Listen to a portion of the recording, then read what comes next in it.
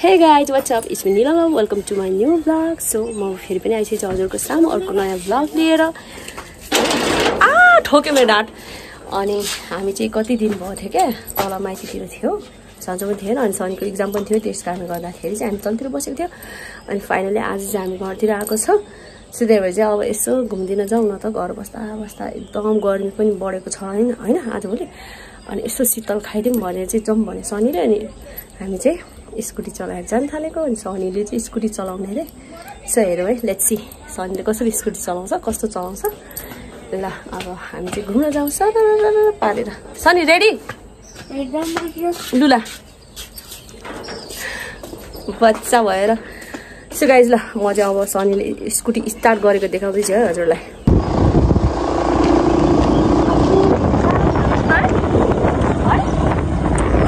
जानु हुँदो रहेछ है ओइ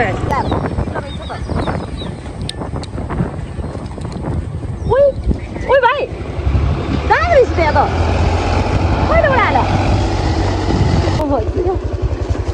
ल गाइज हाम्रो गाउँको बाटो यस्तो खतरा छ नि पशु जाने बाटो हो। यस्तो खतरा बाटो छ कि यहाँनिर बाटो कहाँ हो भनेर थाहा छैन क्या।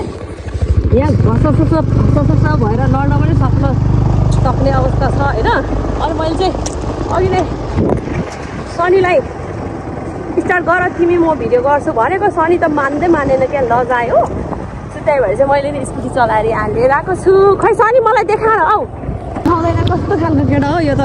यो त भएन कता गयो ढुङ्गा देखे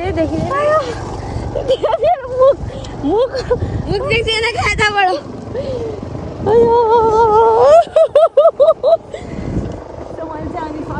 गाइस मैले हजुरहरूलाई चाहिँ घरदेखिबाट चाहिँ सनीले स्टार्ट गरेको देखाउँछु भनेर सोचेको थिएँ।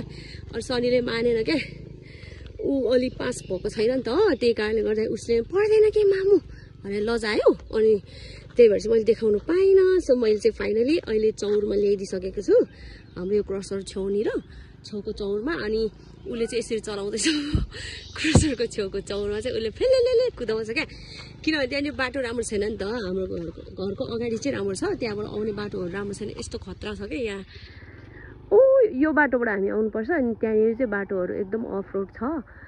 अनि अहिले त त्यस्तो खासै गाह्रो त छैन भए पनि एकदमै बालुवा त्यो एकदम गाह्रो छ क्या बाटो पनि चिन्दैन नि त। अनि त्यही कारणले गर्दाखेरि सनीले मानेन उसले चलाउनु पनि सक्दैन त्यहाँनिर।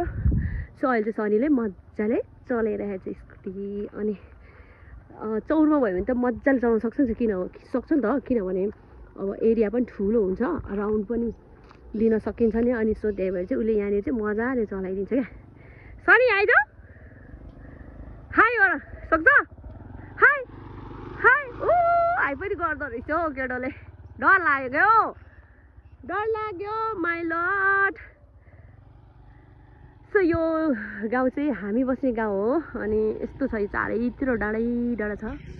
अनि चारैतिर डाँडा छ। आजभोलि त पुरा एकदम उजाड भएको छ क्या किनभने यो अब पालुवा पलाउने बेला भयो नि त। सो त्यही कारणले गर्दाखेरि चाहिँ यहाँनिर चाहिँ एकदम उजाड हुन्छ।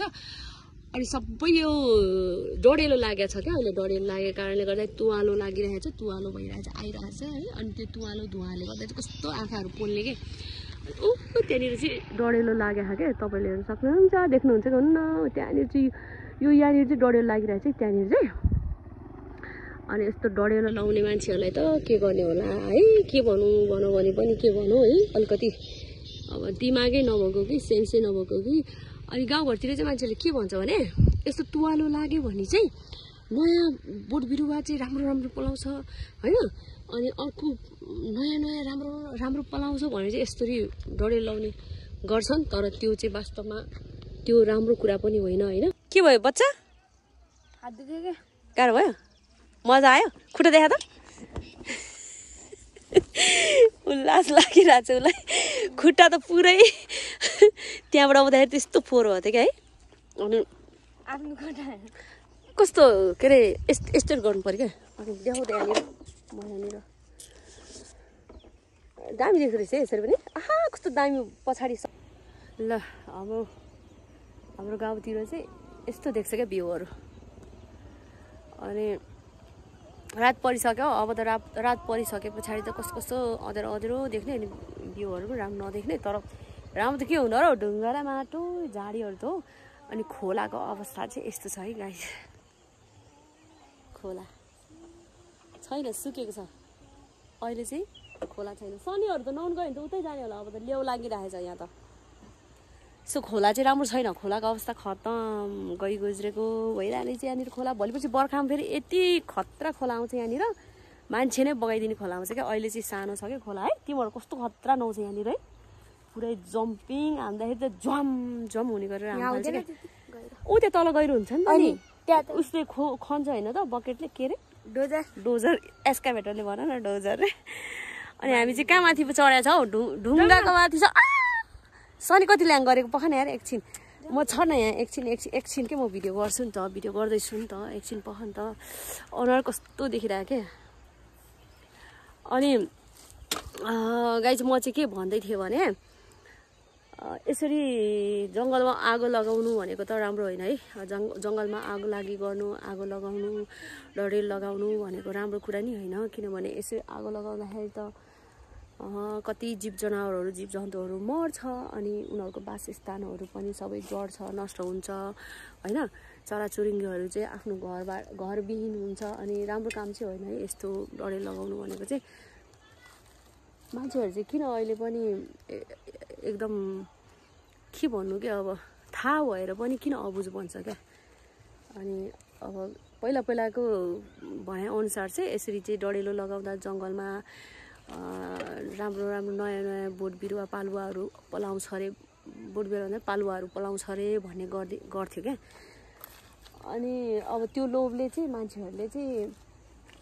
डडेलो लगाउने गर्छ जस्तो मलाई लाग्छ है मैले चाहिँ सुनेको अनि यसो डडेलो लगाउनु राम्रो होइन मान्छेहरू अझै पनि शिक्षित हुँदैन किन यस्तो भएको होला है अनि अब आफ्नो भनौँ न त्यो एउटा थोरै फाइदाको लागि चाहिँ धेरै नोक्सान चाहिँ मान्छेहरूले गरिरहेको हुन्छ क्या त्यो कुरा चाहिँ मान्छेहरूले विचार गर्दैन के गर्यो हौ डाका ल कस्तो केटा यार यसले त पुरा चप्पल त कहाँ पुऱ्यायो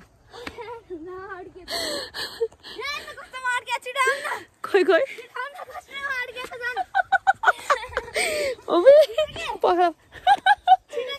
लु चप्पल त उता कारे उता चौरीबाट कि हानेको चप्पल यस्तो खतरा अड्किरहेको छ लु के हो तिमी त खेलाडी हो क्या हो ए अझ लट्ठीमा अड्किरहेको रहेछ क्या लट्ठीमा पो अड्किरहेको रहेछ अझ है पुग्यो तिमीलाई हो कसलाई भने मलाई भने होइन यसो म चाहिँ ऊ रहेछ जसले नि मलाई नि भाउजू भन्छ नि त सबैले मलाई भाउजू भन्छ त्यही भएर म नि ऊ गरेको तर अर्कै भाउजू बोलाएको छ त्यहाँनिर के भइरहेछ उडाउँदैछ चप्पल अब चाहिँ कहाँ गएर अड्काउने हो र अब कहाँ गएर अड्काउने हो र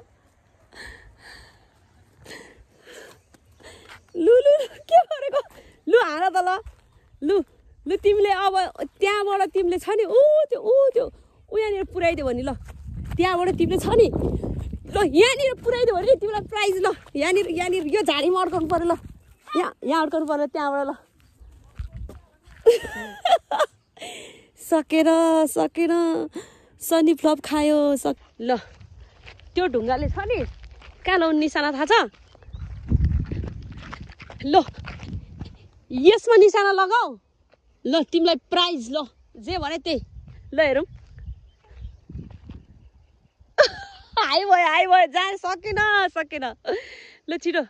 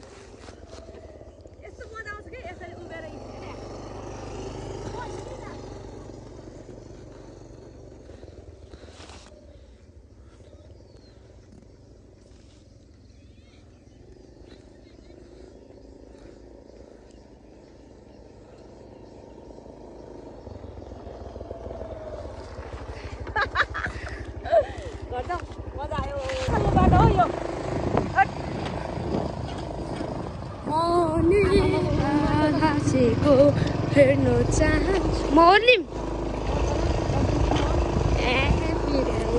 लडानी भया